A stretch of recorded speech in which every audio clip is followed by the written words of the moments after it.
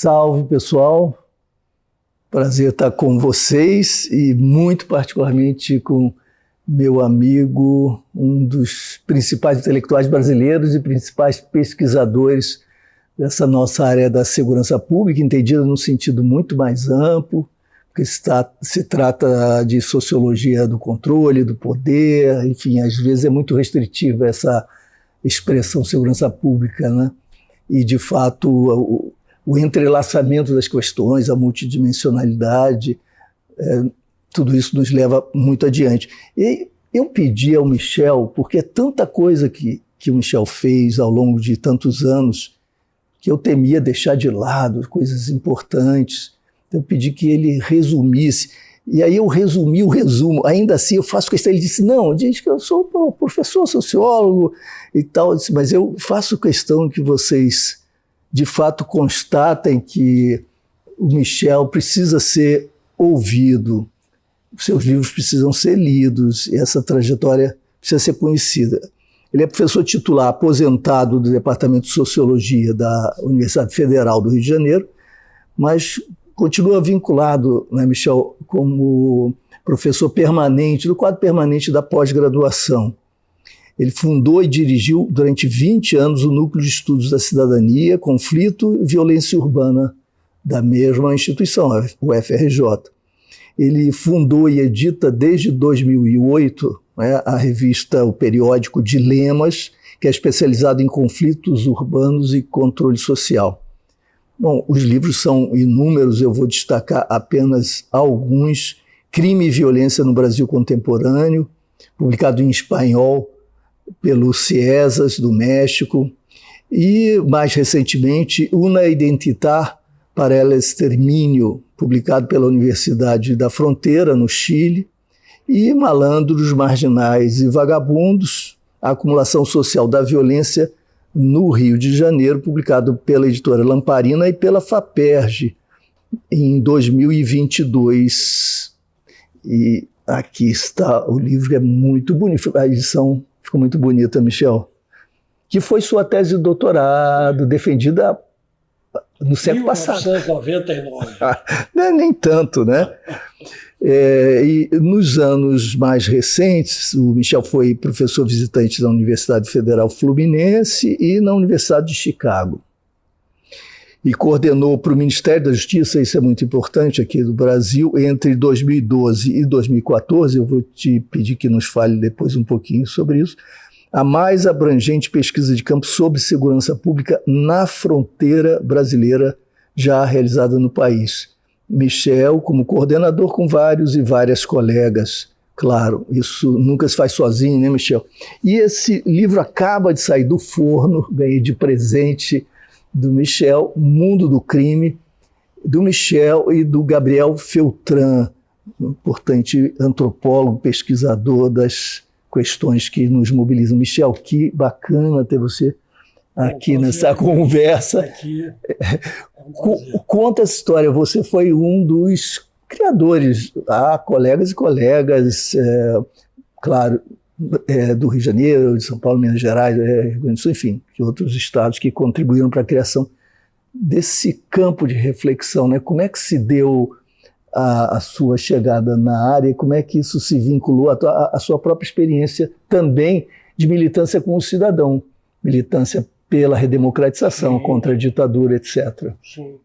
Eu digo que eu tive sorte, porque um colega meu da faculdade, sociólogo também, pesquisador do Instituto Pereira Passos, Paulo Fernando Cavalieri, me procurou, via outros colegas da época da faculdade, onde nós estávamos fazendo a graduação. Isso nos anos... 1971. E disse que tinha uma proposta do pai dele para a gente fazer um projeto de pesquisa sobre delinquência juvenil. O pai do Paulo Fernando era simplesmente o juiz de menores, naquela época, da Guanabara, Alírio Cavalieri. Sim, muito conhecido. E o Alírio fez um desafio ao filho. Disse, você está estudando sociologia e tal, por que vocês não juntam uma equipe e apresenta um projeto para o Tribunal de Justiça sobre delinquência juvenil? Então, nós aceitamos o desafio, nos reunimos, foi um grupo bastante interessante, e nós estamos comemorando agora no início de abril, nós vamos ter um seminário internacional promovido pelo meu núcleo, e vamos ter uma mesa comemorativa dos 50 anos da publicação do livro, em 1973. Rapaz! Delinquência Juvenil na Guanabara, uma introdução sociológica. Eu fui um dos autores.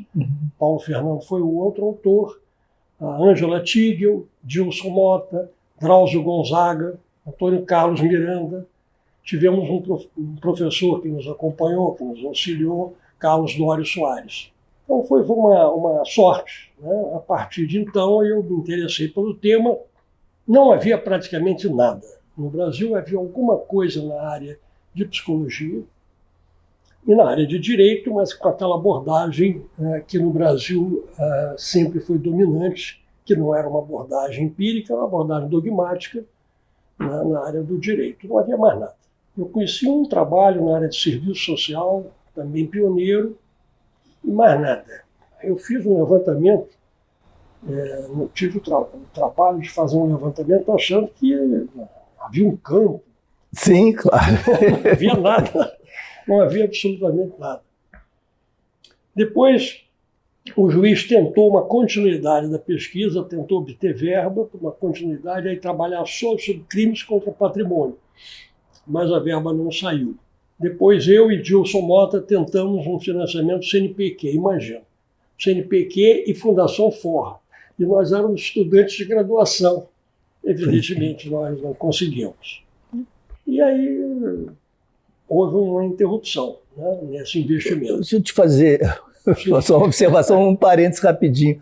Sabe o primeiro livro que eu li seu, que eu adorei, se não me engano, é O Estigma do Passivo Sexual. Sim. Acertei o título? Exatamente. Pela editora Vozes ou não, Tempo Brasileiro? Esse livro foi uma edição de um grupo que nós criamos chamado SOCI. Sim, exato. É uma espécie de um Sebrapzinho do Rio de Janeiro. Marco Aurélio Luz, não. Marco Aurélio Luz publicava na época sobre Umbanda, Quimbanda, com La Passade e outros. Esse grupo era Antônio Amaral Serra.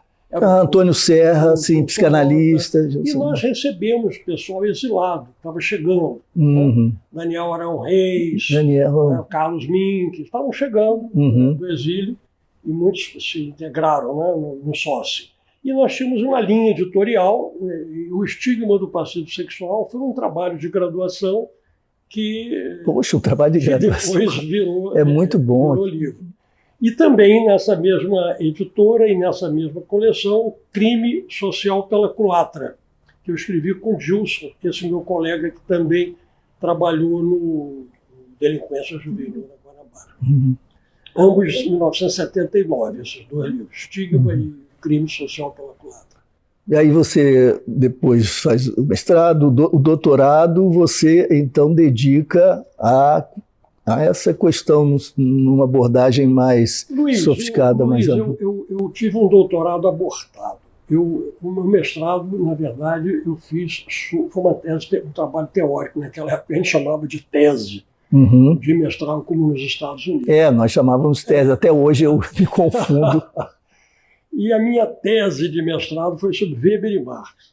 Eu tive como orientador o Carlos Azenbaum, do IUPERJ. Grande sociólogo, saudoso, um dos responsáveis por examinar criticamente o racismo estrutural no Brasil, quando esse não era o tema tão relevante, tão perceptível. O Roger Bastilho, ninguém quase mais mexia com tema perceptível, não, me corrijo, porque perceptível sempre foi mais tema, digamos, legítimo na academia como tema central, né? Então, a intenção era continuar a discussão sobre a relação entre esses dois grandes pensadores. Portanto, seria um trabalho de teoria sociológica clássica, né, de interpretação. E eu fui para a USP, né, para continuar esse trabalho sob a orientação do Gabriel Kohn. E aí eu tive, na verdade, um doutorado abortado, porque eu fui assumir a direção do Instituto de Filosofia e Ciências Sociais. Os colegas Era todo um movimento da UFRJ. de renovação do IFIX, né? O IFIX foi muito atingido durante a ditadura. Sim. Então, foi um período de tentativa de recuperar a pós-graduação, recuperar, enfim, todos os departamentos que tinham sido fechados. E eu acabei aceitando, honradamente, claro, a direção do IFIX e um pouco ambiciosamente achando que eu conseguiria dirigir o Instituto e escrever uma tese de doutorado sobre Weber e Bach. Evidentemente que eu não consegui. O Gabriel ainda tentou uma prorrogação, também não conseguiu lá na USP, e eu dei por encerrada essa tentativa. E aí pensei cá com meus botões. Bom, eu, terminado a minha gestão, eu vou retomar o doutorado. Né? Eu não vou voltar outra vez a tentar São Paulo. Então eu tentei novamente o UPERJ, onde eu fiz o mestrado. E aí eu falei, pô, eu não vou lá, eu chego com Weber e Marx. Chega. O principal, um dos nós principais que eu trataria na tese de doutorado, eu acabei publicando como artigo na Dados, O Senhor e o Escravo. E um outro, que não foi publicado, eu pretendo publicar em breve, chamado Racionalidade e Trabalho. E com isso eu encerro a minha contribuição nessa área. Então eu volto ao UPERJ já com uma proposta induzida pelo meu amigo, colega e ex-professor Luiz Antônio Machado da Silva, de retornar ao crime. Voltar à cena do crime.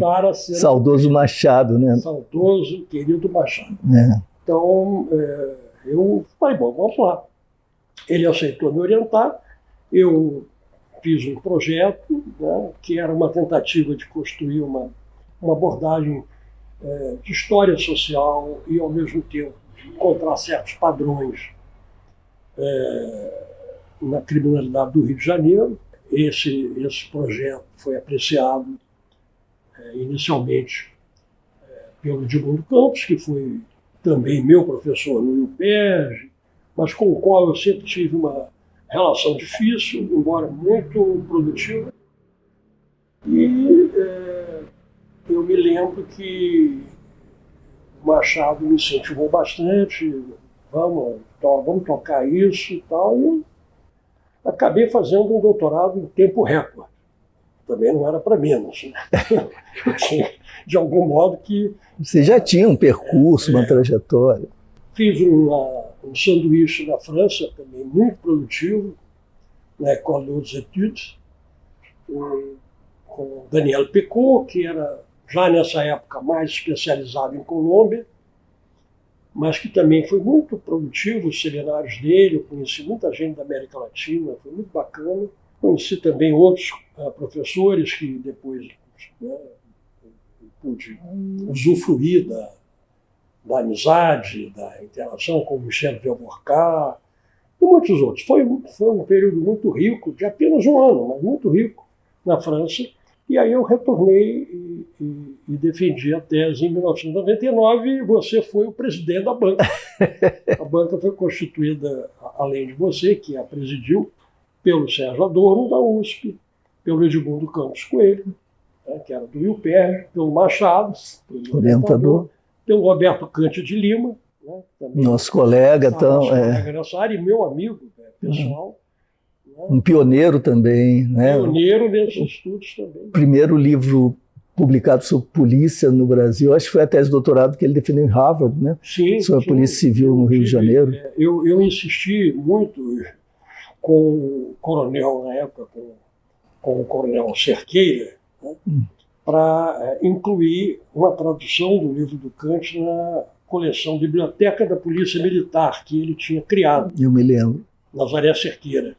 E ele falou para mim, Michel, eu já tentei, mas ele disse que tem um problema com a tradução, que ele não gosta da tradução que fizeram. Mas acabou que ele topou fazer o tio dele fez uma tradução esmerada e aí ele publicou. A primeira edição saiu na Biblioteca da Polícia Militar, um estudo sobre a Polícia Civil.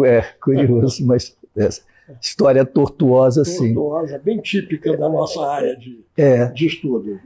Depois eu acho que eu não estou seguindo necessariamente de forma cronológica, mas um tema que ficou muito associado a você, que você estudou em muita profundidade, é a questão tão negligenciada do inquérito policial, né? Você fez pesquisas a esse respeito e talvez fosse muito importante, porque sendo um tema meio lateral, quando na prática é absolutamente fundamental, Sim. Muita gente não se debruça sobre isso de forma reflexiva e crítica. Você podia compartilhar conosco? Nesse aspecto, eu me beneficiei muito da leitura dos trabalhos do Roberto Cândido de Leão. Sim. O Kant sempre, né, com aquela análise contrastiva entre Brasil e Estados Unidos, né, nessa área, chamava muita atenção para o fato de que havia uma jabuticaba no Brasil, que era essa coisa do inquérito, de uma delegacia com um escrivão, né, com cartório dentro da delegacia. Tá? Eu nunca tinha me apercebido disso. Que a gente naturalizava, né? Naturalizava. E ele tinha feito etnografia para a tese dele, de doutorado, nas delegacias, e ele percebeu, gente, o que é isso? Lá nos Estados Unidos não tem nada disso e tal. Então ele escreve sobre isso, e isso certamente lhe influenciou. Então eu estava participando de um debate na televisão, um programa TV Justiça, se eu me lembro bem, com o então colega, professor da UERJ, Luiz Roberto Barroso, hoje ministro do Supremo, e eu comentei sobre o inquérito policial. Eu acho um negócio estranho, parece que é uma investigação juridicamente orientada. Aí o Barroso falou também, acho também estranho, comentou da estranheza dele em relação a esse expediente. E saí do programa, acabou o programa, essa coisa toda, e aí telefonam de Brasília, né, da FENAPEF, Federação Nacional dos Policiais Federais, com quem eu não tinha nenhum contato. Tratava-se de um dos diretores da FENAPEF, que me ligou dizendo que tinha apreciado muito a minha colocação naquele programa e que ele gostaria, né, que a gente pudesse fazer algum trabalho nessa área, porque a FENAPEF era muito crítica também do inquérito. É verdade, sempre foi. E, bom, aí eles me procuraram, o presidente da FENAPEF, Vink. Um parênteses também importante sublinhar, essa federação, essa associação de associações, associação de associações, né, a federação, não inclui delegados. Não, é só policiais. Anotem isso. Porque é porque há conflitos e tensões com os delegados. Muitos e muitas. Então, me procuraram e encomendaram uma pesquisa, financiaram a pesquisa. Eu falei, olha, nós vamos fazer a pesquisa agora, eu não posso lhes garantir que o resultado seja do interesse de vocês. Claro. Isso tem que ficar claro. Professor, é claro, evidentemente, não teremos nenhuma interferência no trabalho de vocês. Até porque nós conhecemos bem o assunto e sabemos o que vocês vão encontrar. Não precisa nenhum viés, não. Pode ser objetivo. Eu ri, claro. E aí convidei grupos de pesquisa, colegas, para coordenarem em Belo Horizonte a Joana Vargas, em Porto Alegre o Rodrigo Azevedo, em Recife o Raton Júnior, em Brasília o Arthur Trindade. Enfim, uma seleção. Sim, mas todos ainda na época estavam começando. Esqueci alguém? Não. Aí também convidei duas ex-orientandas minhas, a Brígida Renaud, que é argentina, para escrever sobre como é que era o processo na Argentina, e outra para escrever sobre como era a Vivian Paz, como era o processo na França. A Vivian estava fazendo o doutorado comigo de forma comparativa com o modelo francês, e a Brígida trabalhava já com a justiça penal argentina. Então, montamos a equipe, né? Eu coordenei o trabalho no Rio e fiz a coordenação geral. O O livro foi publicado em 2010, teve um seminário em Brasília, lá na FENAPEF, e depois foram feitas 2 edições enormes. A FENAPEF mandava 2.000 livros para distribuir para todos os policiais lerem. Duvido que tenha um livro. O livro é muito elaborado, academicamente bem constituído, então não é muito palatável. Talvez fosse o caso da FENAPEF, talvez, produzir um material mais simples, né, para divulgação. Mas um trabalho que eu considero um trabalho muito importante na minha carreira. Não, sem dúvida, de grande importância para nós. E aí fica claro, né, fica muito claro, né, essa situação ambígua desse pedaço do sistema da justiça criminal brasileira, que é esse pedaço entre a polícia, as polícias e o Ministério Público. Esse pedaço com todas as suas contradições e ambiguidades.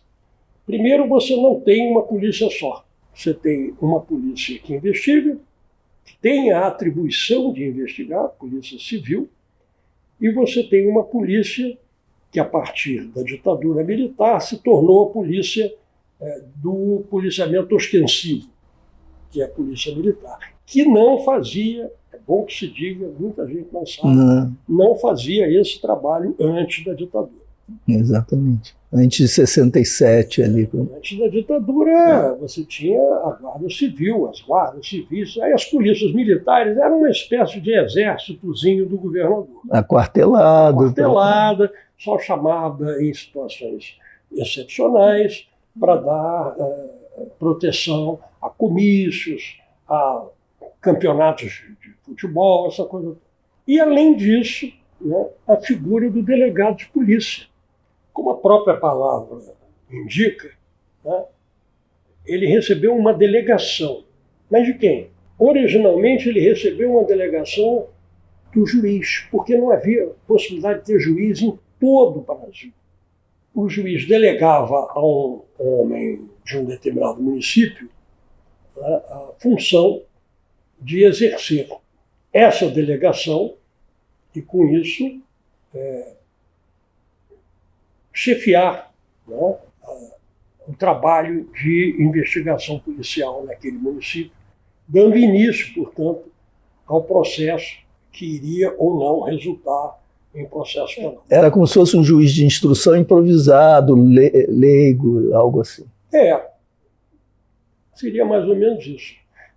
Em 1870 a figura é sacralizada, na reforma de 1870, mas ainda continua uma certa ambiguidade quanto às suas atribuições. Continuava como se fosse apenas um chefe de polícia, né? Mas como a delegação era de um juiz, interpretou-se que ele deveria ter formação em direito. Então, a partir daí, se exige que ele se torne bacharel em direito, para poder fazer concurso para delegado. E, a partir de então, vai se acentuando aquilo que já informalmente existia, que é a construção da investigação policial já sob a forma, digamos, de formação da culpa. Não se trata apenas de reunir os elementos, as evidências, para que o Ministério Público decida sobre a formação da culpa. Se trata já de iniciar a formação da culpa antes. Daí o indiciamento. Daí o indiciamento, né? Que não existe em lugar nenhum. E pior, o indiciamento sem que a defesa tenha acesso a nada. Sem contraditório. Que o Roberto Cândido de Lima já havia antecipado em seus trabalhos, falando da tradição inquisitorial da polícia brasileira. Então, na verdade, o nosso trabalho ele foi, digamos, um levantamento empírico, né? E, ao mesmo tempo, uma confirmação e uma ampliação analítica daquilo que o Kant já havia descoberto, né? Sacado lá na sua tese de doutorado. Isso é tão importante, né, Michel? Porque é como se você tivesse uma duplicação, né? Então você tem o juiz, que afinal de contas vai presidir um julgamento, né, e prolatar uma sentença pela mediação ou não de jurados, o que seja. O Ministério Público apresenta a denúncia em havendo razão para isso, né? Apresenta a denúncia já no processo, abrindo então o processo judiciário. Só que tudo isso encontra um duplo, né, menor, mais prosaico, sem contraditório, sem participação da defesa, nesse momento anterior do inquérito. E que predomina. É isso que vai predominar no processo inteiro. Então, tudo aquilo que foi feito na delegacia de polícia, o inquérito policial, vai predominar no processo penal. Por várias razões. Né? Por várias razões. E aí você tem um predomínio não da oralidade, mas da escrita, a burocratização. Escrivão, porque aí você vai ter que ter escrivão.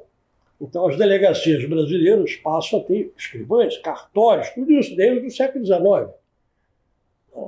E coisa que é inacreditável, né, para polícias de outros países. Eles, né, como? Porque essa etapa seria já a etapa, né, ou do juiz de instrução ou do promotor. Uhum. Nós vimos recentemente, no caso da Lava Jato, como é que tudo isso ficou muito mais evidente. Exatamente. Toda essa tradição inquisitorial, como é que ela veio à tona de forma praticamente caricatural. Né? Porque as separações devidas foram todas rompidas. Né? Quem investiga não pode acusar, porque está investigando, é a polícia. Ela não deveria iniciar a formação da culpa. Né? Quem acusa não deve julgar e nem também investigar. Que é o Ministério Público. Que é o Ministério Público. Pode até, em alguns casos, investigar, mas aí isso é uma outra discussão. E quem julga não pode ser o mesmo juiz investigador que participou das decisões de acautelamento, né? Que participou das decisões de pedidos de diligências e tal, feitas pela polícia. Então, essa separação fundamental na tradição democrática foi totalmente rompida, né, em vários momentos, e especialmente no caso da Lava Jato ficou muito evidente, né, todo mundo participando juntos, né, do processo. Enfim, essa é uma questão muito importante. Há várias tentativas, né, de reforma nessa área, como também, e você mais do que ninguém sabe disso, né, no Congresso, tentativas de modernizar esse sistema brasileiro, encontra uma resistência formidável. Porque isso que a gente viu na Lava Jato de forma tão chocante, né, espetacular e perversa, né, acontece no dia a dia. No dia a dia. No dia a dia. E a maioria das vítimas são geralmente criminosos pobres, de pequena monta. Que eles são acusados, réus, etc., mas são vítimas também do processo. Sim. E a sua defesa é obstada. E o delegado, ao indiciar, é como se ele estivesse julgando, não é? Tanto é que há uma discussão, quer dizer, não há discussão, né?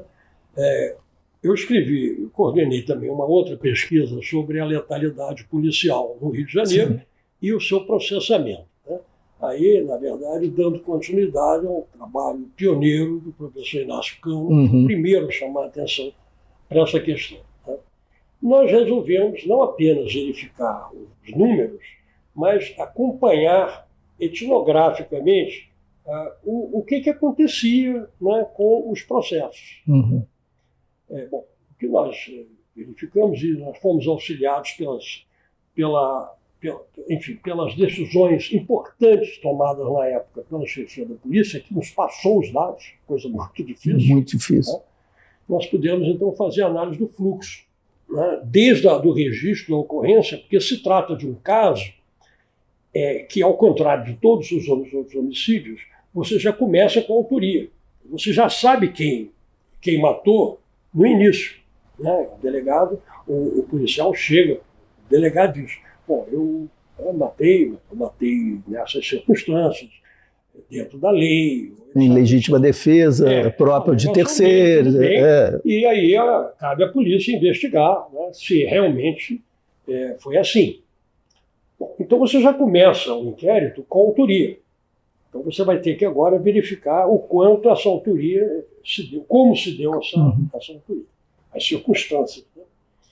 A maioria dos homicídios ocorre o contrário. Você chega, né, você tem a vítima do homicídio e você não tem a menor ideia de quem possa ter executado o crime. Né? Então você vai ter que investigar, iniciar o processo de incriminação. O que nós descobrimos? Nós descobrimos que não acontece nada. Esse processo ele chega no Ministério Público e, naquela época, nos registros do Ministério Público, entram como homicídio, artigo 121, e em alguns casos aparece a especificação, né, como projetos de armas de fogo. Sim, foi dentro da lei, eu esqueci agora o artigo, acho que é artigo 23 do Código de Processo Penal, que diz que o policial pode matar em determinados... Não é só em legítima defesa, não. Em certas circunstâncias é legal, né, que isso ocorra. E a partir daí, esse processo segue, né, para a justiça e 99% são absolvidos, quando não arquivados por falta de elementos. Eu cheguei a ver casos de um policial militar com 32 autos de resistência, 32 mortes nas costas.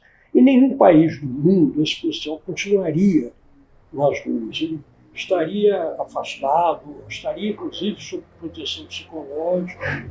Né? No Brasil, esse policial continua atuando como se ele estivesse fazendo um grande serviço. Essas perplexidades todas, né, chegaram ao nosso conhecimento, à nossa pesquisa. E aí nós decidimos, né, e foi uma decisão que acompanha uma tradição internacional, que um inquérito, um trabalho da polícia pode ser considerado bem-sucedido, elucidado, o crime foi elucidado, se o Ministério Público o acata. Exato. O transforma em processo penal.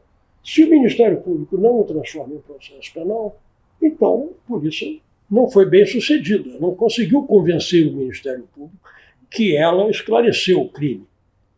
Pois bem, isso criou um problema, porque os policiais diziam que não, que o problema era do Ministério Público, porque eles efetivamente tinham conseguido a autoria e a materialidade. Então, se eles tinham conseguido indiciar e tinham conseguido esclarecer as circunstâncias materiais do crime, logo, né, o trabalho deles estava feito. Agora, se o Ministério Público considerava que aquilo não era suficiente, era problema do Ministério Público.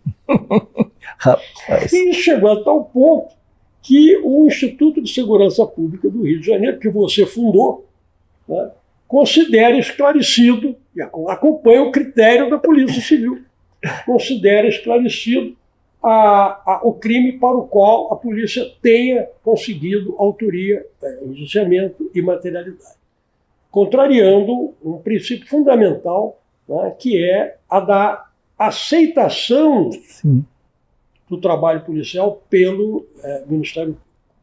Nesse caso da pesquisa da letalidade policial, o que nós verificamos é que a maioria dos inquéritos foram devolvidos pelo Ministério Público porque não tinha elementos para dar prosseguimento.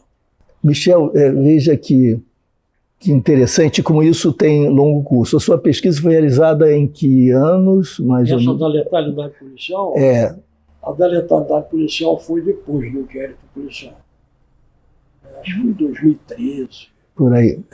2012, por aí. Porque, veja só, em 1994, eu estava coordenando uma área de pesquisa sobre violência e segurança pública no ISER, Instituto Superior de Estudos da Religião, e ali eu, com alguns colegas, Carlos Antônio Costa Ribeiro, João Trajano Centro-Sé, particularmente, acho que talvez Carlos Aurélio também, mas enfim, nós fizemos um estudo sobre elucidação de homicídios na cidade do Rio de Janeiro.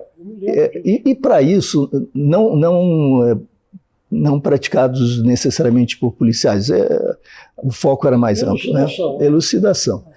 E nós trabalhávamos com os fatos registrados 2 anos antes, 92, porque julgamos que também, com consultas e tal, que seria um tempo razoável para você ter uma ideia do que ocorreria e o que tinha ocorrido.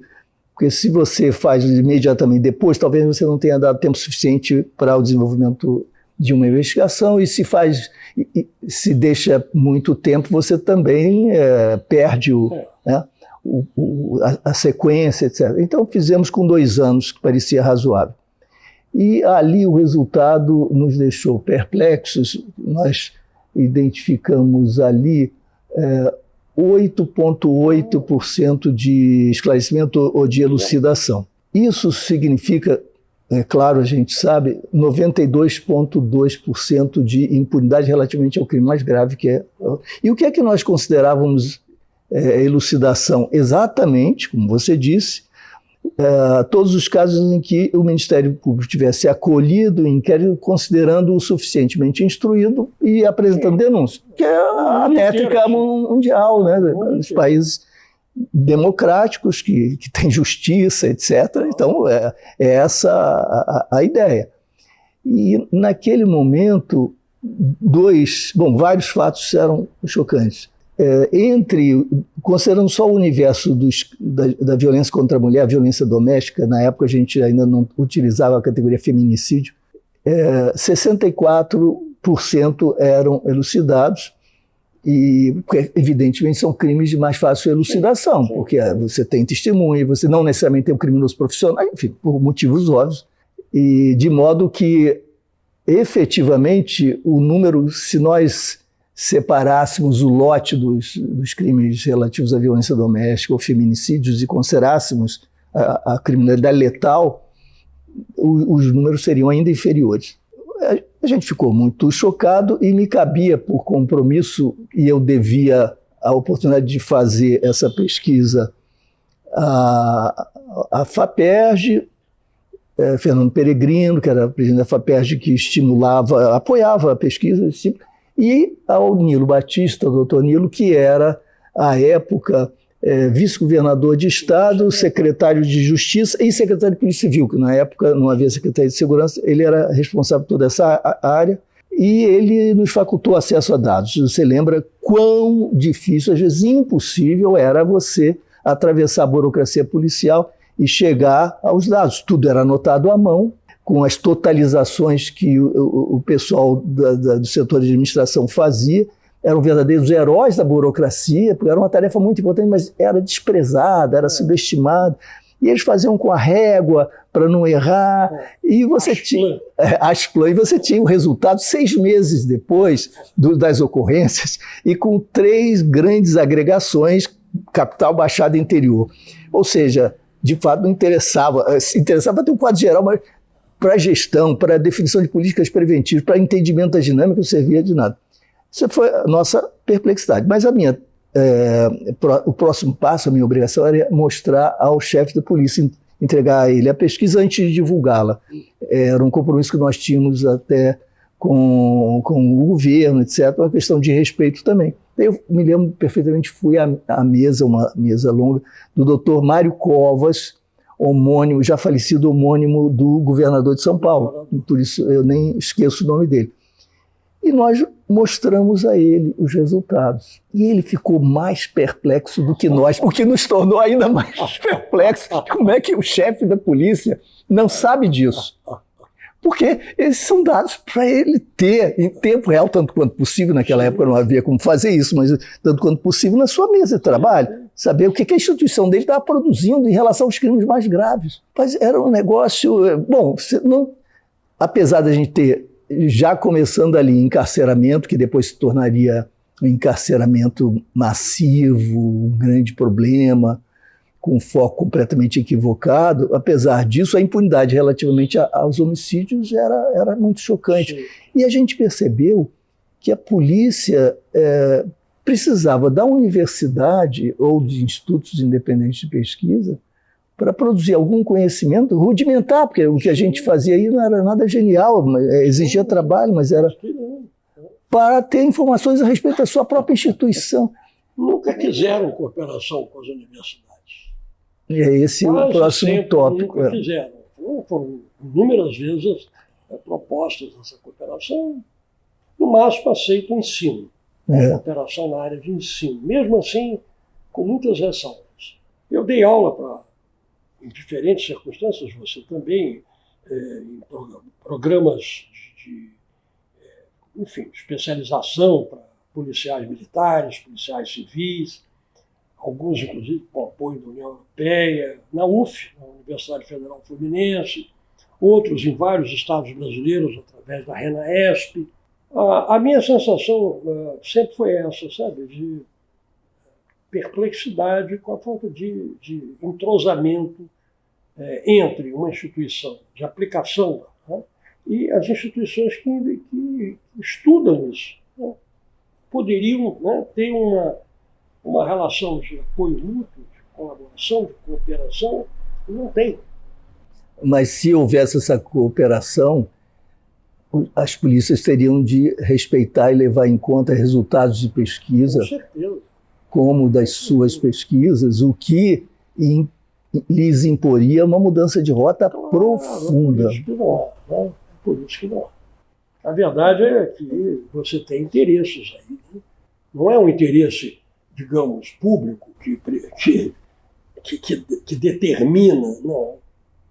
Então você tem diferentes razões que, né, nós gastaríamos provavelmente esse programa inteiro só com isso. Eu acho que é preciso também. Eu me lembro bem da sua pesquisa, esse trabalho foi os primeiros trabalhos a definir a taxa de elucidação de homicídios no Rio. Depois veio o nosso foi só sobre letalidade policial, mas depois veio a pesquisa que eu orientei da hoje professora da Universidade Federal Fluminense, Clarissa Almeida Silva, sobre a apuração de homicídios no Rio de Janeiro, a tese de doutorado dela. Muito. E que também vai confirmar números próximos. Então, veja, é complicado. Né? Tudo isso é muito complicado. Isso se dá ao longo de décadas. Histórias nós temos muitas. Né? E em homenagem a ele, eu vou contar uma. Quando o chefe de polícia, o delegado Hélio Luiz, eu fui procurá-lo naquela época, eu entrei com um pedido, virou um inquérito administrativo como é que se chama? Não é corregedoria, não, é Inspetoria Geral de Polícia. 96, 97. Solicitando dados. Solicitando dados. Porque eu não consegui os dados. Então, entrei com pedido.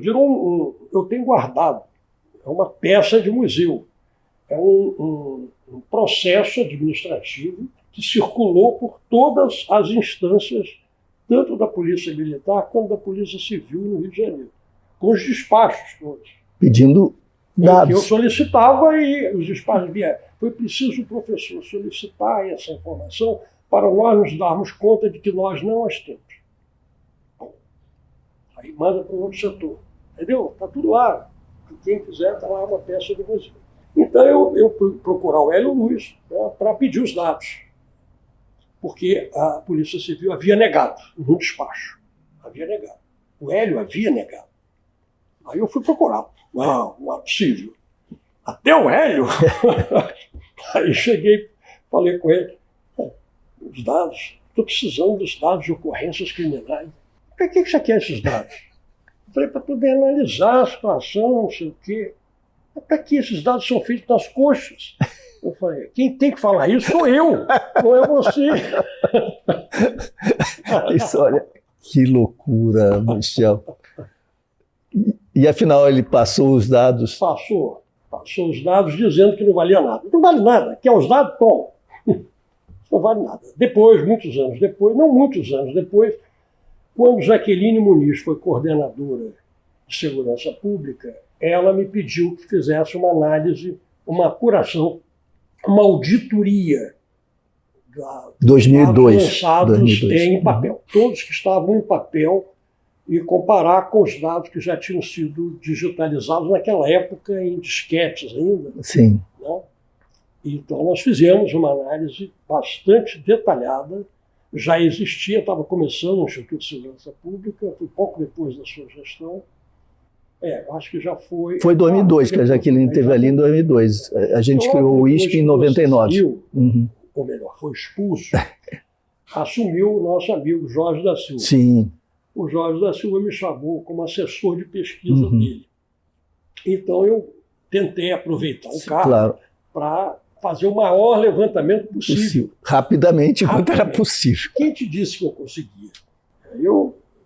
Jorge, eu falei lá com o secretário, Josias Quintal, e ele disse que não tem problema nenhum. Vai me passar os dados todos, mas não me passa. Aí o Jorge, não tem problema, eu vou ligar para ele. Aí ligava para ele. Não, eu falei com o professor que não tem problema nenhum para ele ir lá nas planas, que já está autorizado. Aí eu ia lá nas planas, o delegado lá responsável dizia, olha, professor, eu não tenho nenhum papel me autorizando. Eu preciso de um papel autorizando. Aí eu voltava lá no Jesus.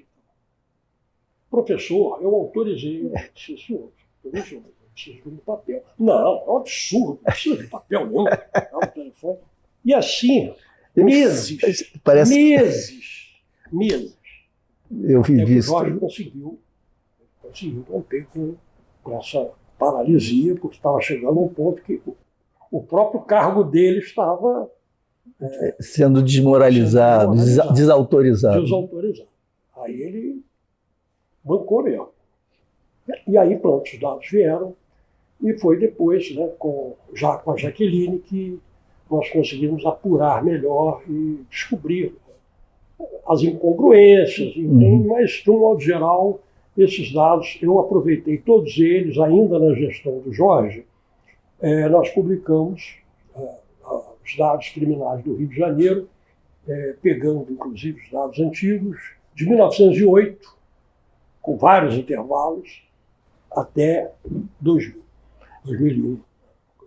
Eu acho muito importante que quem nos acompanha, ou quem nos acompanhe agora, entenda que essa busca por dados não é uma busca apenas, digamos, por curiosidade intelectual ou para cumprir séries com perspectiva. Isso é fundamental para que a gente possa ter um diagnóstico preciso, seja para compreender, e isso diz muito sobre a sociedade e as instituições, seja para formular políticas públicas adequadas, inclusive as ações das instituições responsáveis. Mas há dois fatores fundamentais para que esses dados sejam tratados dessa maneira.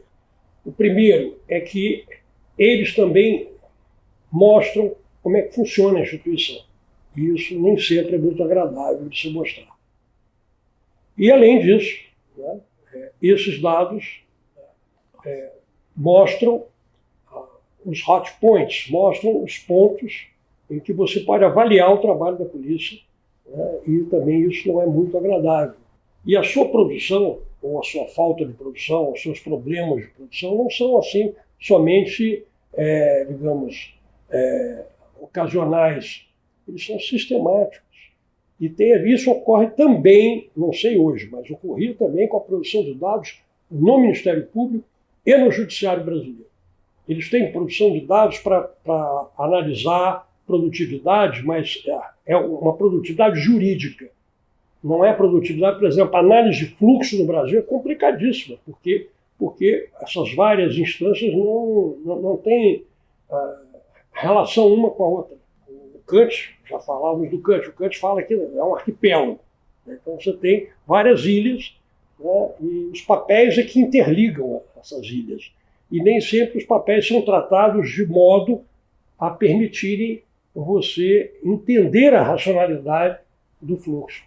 Apesar do Código de Processo Penal brasileiro, desde a década de 40, exigir do delegado de polícia que ele instaure um boletim de ocorrência, e esse boletim de ocorrência estatístico vai acompanhar o inquérito, o processo, e caso não haja processo, ele seja endereçado ao IBGE para estatísticas criminais. Isso estava previsto desde o Código de Processo Penal de 1941, 42. E começou a ser feito. Renato Sérgio de Lima fez uma pesquisa, ainda no SEAD, em São Paulo, sobre esses boletins, e eu fiz essa pesquisa aqui no Rio, na época, e a conclusão foi essa, que começou, como muitas coisas no Brasil, começou sendo feito e depois vai se abandonando.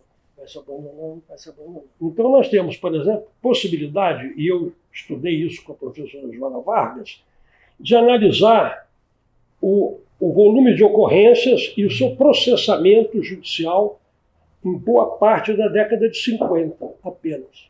Depois da transferência da capital para Brasília, da criação do Estado da Guanabara, tudo isso desaparece. Inclusive, as estatísticas criminais do Estado da Guanabara desapareceram. Nós não temos praticamente nada de 1960 a 1975. Temos algumas coisinhas pinçadas.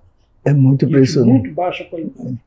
Sabe, quando eu fui para o governo, na subsecretaria de Segurança, em 99, o primeiro esforço desesperado era a produção de dados, o acesso aos dados, para que isso funcionasse como alimento para gestão e para antecipação e para que a gente pudesse mudar inteiramente o procedimento policial, entendendo que lógicas alternativas havia, alternativas às operações de tipo bélico, com as consequências trágicas que nós conhecemos, aprofundando desigualdade, racismo e tudo que nós sabemos.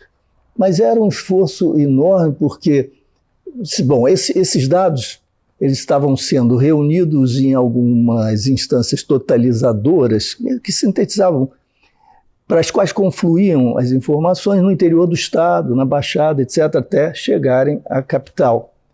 Era um caminho longo, um caminho no qual se perdiam os dados, até porque eles eram registrados ali à mão, etc. Então, primeira coisa, vamos tentar uma comunicação imediata por fax.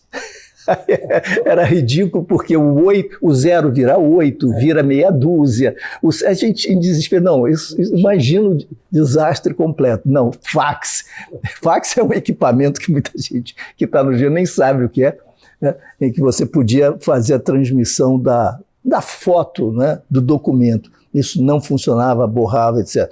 Bom, isso é absolutamente urgente. Quando nós criamos a primeira delegacia legal, em 29 de março de 99, antes do terceiro mês do primeiro ano de governo,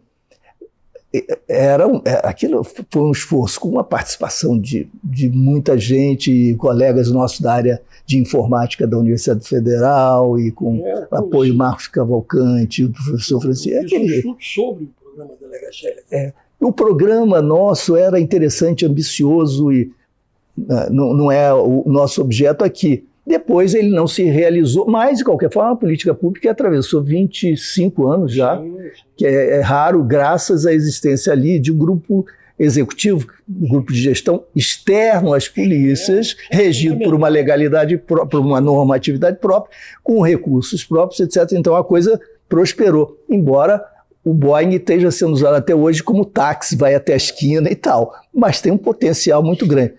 Só que a delegacia legal, para se generalizar, que era basicamente a informatização do trabalho de delegacia e o fim a redução drástica da burocracia, isso exigiria muitos anos, uma década, para que se estendesse corretamente, etc.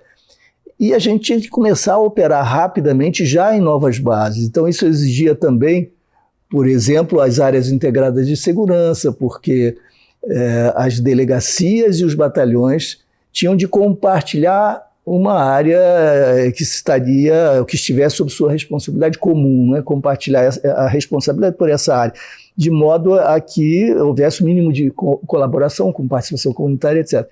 Por conta também dos dados, porque não só cada delegacia era responsável por uma certa circunscrição espacial, como elas não coincidiam com as circunscrições de responsabilidade que limitavam a responsabilidade dos batalhões, como elas não se sobrepunham, não equivaliam às unidades mínimas de informação do IBGE, que são essas unidades censitárias. E era necessário que cada área correspondesse a uma ou várias, ou um múltiplo dessas unidades censitárias, porque dessa maneira nós teríamos uma base demográfica, social, para comparar, porque o que significa 5 homicídios contra 2 em populações completamente incomparáveis? Isso não faria nenhum sentido. Então, esse ordenamento, que é uma tarefa de racionalização primária, não é? Mas exige um esforço titânico, e você sabe, Michel, que a gente sempre acaba sofrendo ameaças, coisas assim, por várias razões, dependendo das políticas que a gente defende ou tenta implementar. Mas a que me custou mais caro, as ameaças mais graves que eu sofri, vieram do projeto de Delegacia Legal, e eu ficava me perguntando, bom, ele pode não funcionar, mas ruim ele não é para ninguém, porque você vai oferecer, porque isso organiza. Claro.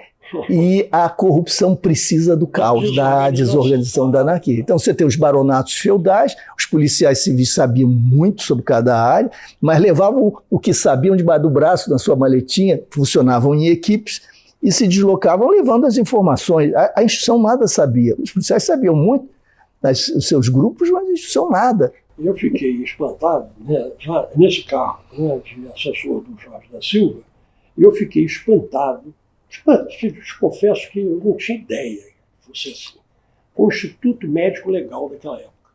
Eu fui muito bem recebido pelo coordenador técnico da Polícia Técnica, o Walter Barros. Sim, Walter Barros, uma figura. Foi uma figura, um cara que extremamente consciente, né, das dificuldades, dos problemas e tal. Sem dúvida. E aí eu fui ver os papéis, os arquivos. Apodrecendo no chão. Isso não é possível.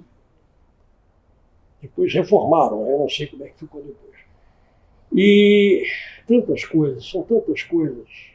Isso. Sabe como é que eu consegui o financiamento do Banco Interamericano, do BID, para a Delegacia Legal? Uma partezinha, né? Eles diziam, não, para a polícia nós não temos recursos. Eles vieram ao Rio fazer um diálogo com o governo do Rio, para projetos sociais. Não, a polícia está fora, não tem.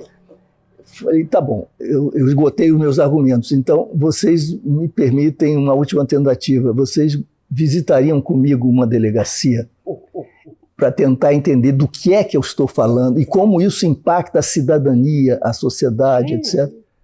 Eu os levei numa delegacia tradicional.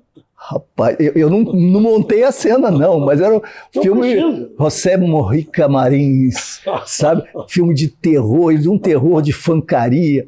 Sujeito, meu Deus do céu, baratas, ratos, os papéis apodrecendo. Cárcere ali, os prisioneiros ilegalmente ali custodiados, sempre representando um risco, por isso o agente policial não era um agente policial para receber o cidadão e investigar, era para conter aquela massa. Essa foi uma área que, depois de você ocupar a coordenadoria, foi uma área que realmente passou por algumas mudanças relevantes. Você pode desprezá-las, embora com todas as dificuldades, com todos os problemas. Porque, por exemplo, a retirada dos presos das delegacias, o próprio programa Delegacia Legal, que eu avaliei como muito positivo, em vários sentidos. Né? O relatório foi encomendado pela governadora, na época, Rosinha, e nós fizemos um trabalho de pesquisa detalhado. Encontramos também coisas incríveis, né? Por exemplo, a taxa de rotatividade de delegados e policiais. Eu costumava brincar dizendo que se fosse uma fábrica de sardinha, abria falência. Politicamente induzida, Michel.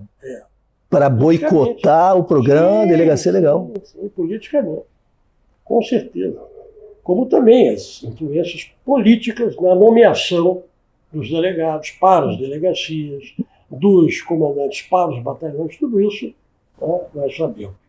Há muitas histórias. A verdade é que essa é uma área, eu não sei o quanto, às vezes eu converso com colegas de Minas, do Paraná, de São Paulo, do Pará, e eles ficam assim, mas não é possível. Então eu penso que talvez o Rio tenha uma especificidade aí muito grande. Não é à toa que também tenha sido aqui o ovo da serpente. Exatamente, em vários aspectos.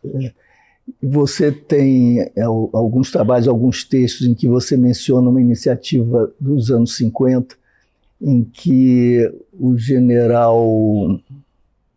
Não era o Cruel, não é? Aí é uma polêmica, porque os dois foram chefes de polícia. O Amaury Cruel foi chefe de polícia, e o Rio Grandino Cruel foi chefe de polícia, os dois irmãos. Como era muito comum, generais serem chefes de polícia. Pois é. Se eu me lembro bem, eu encontrei esse documento na biblioteca Silvio Terra da Academia de Polícia, a biblioteca da Academia de Polícia Silvio Terra, do Rio de Janeiro.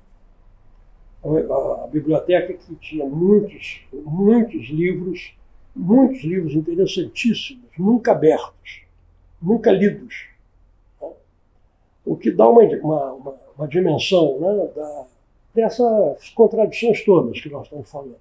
E eu descobri lá nos diários de serviço do Departamento Federal de Segurança Pública, porque naquela época a Polícia Federal ela só servia ao Rio de Janeiro, a capital federal.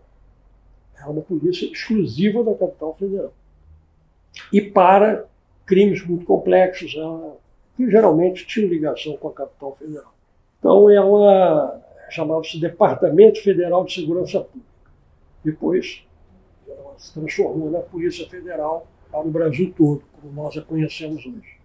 Nos diários de serviço dela há uma instrução normativa, não sei que nome se dê, criando, em 1958,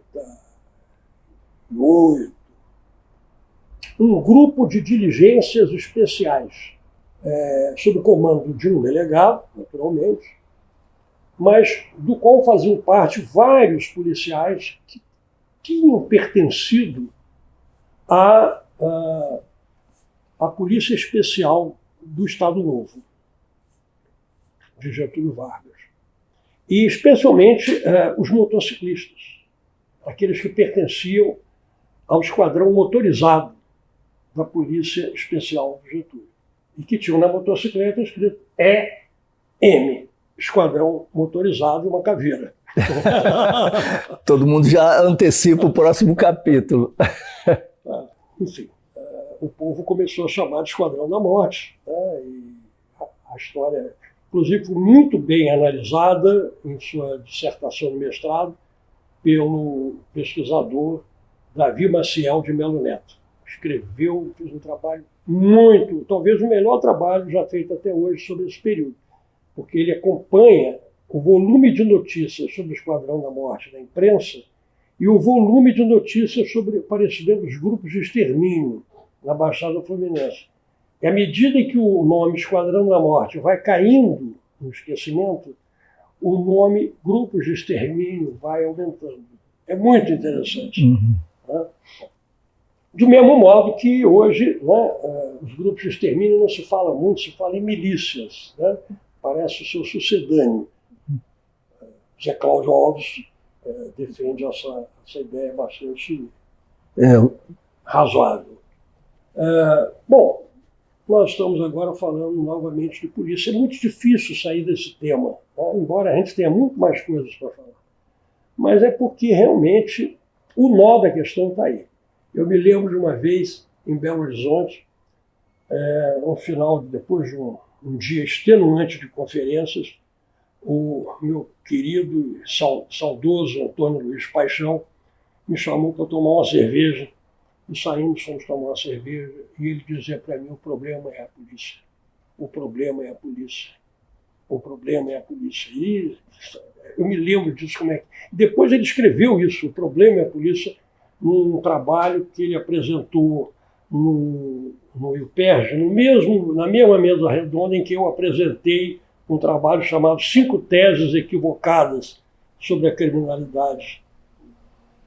Ele apresentou o problema é a polícia.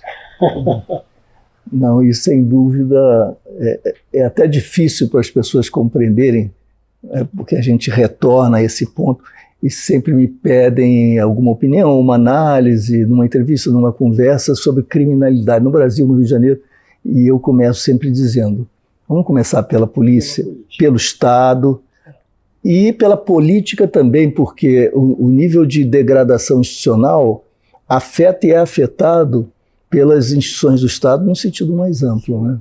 E é importante também, porque você quando fala essas coisas, quando eu falo essas coisas, fica parecendo que a gente está acusando os policiais. Não, os policiais são vítimas de uma tradição, de uma história que se constituiu e que formou esse tipo de instituição dessa maneira, com essa cultura policial. É importante que se diga isso. Os policiais são formados, são socializados nesse tipo de cultura policial, e não de outra. Então, quando eles vão fazer um curso de especialização fora, eles ficam atônitos, porque eles descobrem que lá fora é outra coisa. Essa perplexidade ocorre dentro do Brasil, entre policiais de outros estados, quando vêm para o Rio, por exemplo. Há essa coisa. Mas também o contrário.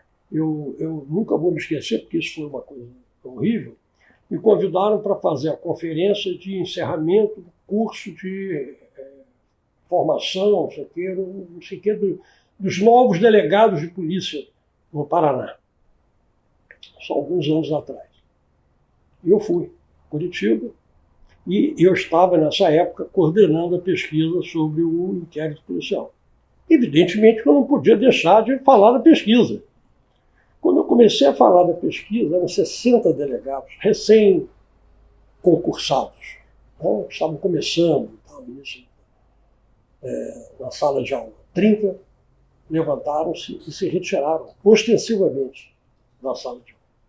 Os 30 que ficaram constrangidos, eu também, e nós comentamos sobre a dificuldade de se estabelecer uma conversa, um diálogo e uma crítica, inclusive, chegar e criticar o professor, em vez de sair de sala. Uhum. Quer dizer, é como se o diálogo fosse impossível. E se nós transferirmos isso para a política brasileira hoje, né, nós podemos compreender bem, não a polarização, porque a questão não é a polarização. Claro. Hoje a questão é onde há e onde não há política. A política é um lugar da conversa, do diálogo, da negociação. Quando não há possibilidade de diálogo, quando o meu vizinho não pode conversar comigo, isso não é polarização. Claro. Isso tem outro nome. Se alguém está armado, aponta para a sua cabeça, então há uma polarização. Não é polarização. Está errado aí, a análise está equivocada, ou é mal intencionada, não é aprovada. Então é um pouco isso, né, que nós enfrentamos isso.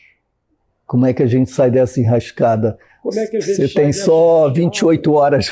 Só temos mais algumas horas de programa. A pesquisa sobre as fronteiras, você me perguntava, e eu acho que... Isso, pois não pode. Não pode. Foi a pesquisa das mais importantes realizada no Brasil. Os brasileiros, de um modo geral, não sabem o tamanho do Brasil. Nós todos estudamos muito sobre os nossos 8.000 quilômetros quadrados, não sei o que, nós temos 17 mil quilômetros, quase 17 mil quilômetros de fronteiras. Os Estados Unidos não conseguem controlar 2.000 quilômetros de fronteira com o México. E as pessoas acham que é fácil controlar 17 mil quilômetros de fronteira com todos os países da América do Sul, com exceção do Equador. Equador e Chile. Do Chile, claro. Como é que se controla isso? Nós temos uma primeira questão. Apesar disso, há controle. Você vai lá, você vê que tem controle. Tem todos os municípios de fronteira, tem as suas polícias, tem os municípios pequenos, com poucas polícias, tem os municípios mais complexos. Você tem uma variedade de situação, você não tem uma situação. Agora, você também tem, e eu fiz pesquisa sobre isso, você tem, por exemplo, uma fazenda de brasileiros que começa no Brasil e termina na Bolívia. Começa em Mato Grosso e termina na Bolívia. Ela ocupa, portanto, 2 países. O que não impede que o seu fazendeiro e sua família possam trazer cocaína da Bolívia dentro da sua propriedade para o Brasil. E que uma outra família de transportadores possa levar essa cocaína aos fregueses em vários estados brasileiros. Não tem facção nenhuma, não tem Comando Vermelho, não tem PCC, são famílias. Famílias. Eu estou me referindo, por exemplo, a uma investigação da Polícia Federal que levou, inclusive, à prisão desses fazendeiros. Portanto, não tem nenhuma novidade no que eu estou falando. E como lidar com essa heterogeneidade? Isso, né? Como lidar com essa situação? Eu acho que você chegou uma vez a comentar sobre isso.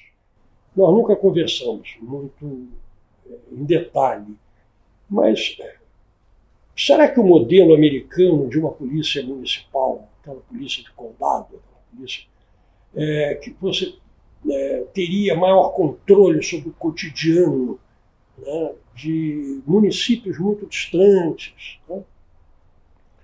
Uma coisa que nós verificamos na pesquisa é que, ao contrário do que se imagina, a maior parte dos crimes que ocorrem nos municípios de fronteira são do mesmo tipo dos crimes que ocorrem no Brasil inteiro. Não tem nenhuma especificidade.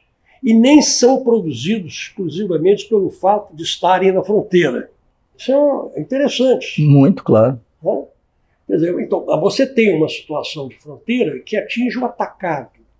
E o atacado, em geral, não está muito envolvido com o crime cotidiano.